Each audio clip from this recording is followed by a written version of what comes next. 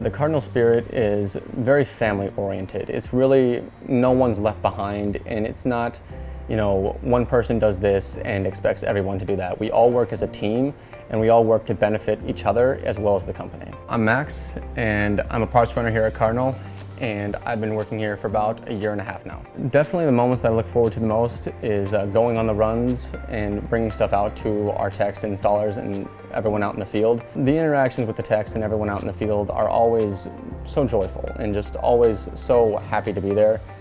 And they're always just willing to do what they can to help me out when I'm there as well. Everybody's always communicating, everybody's always, listening to one another, and everybody's always, considering, the possibilities of what the other person is trying to say. It really sets everyone up towards the path for success and letting them know that no matter what, their Cardinal team is always going to be here for them.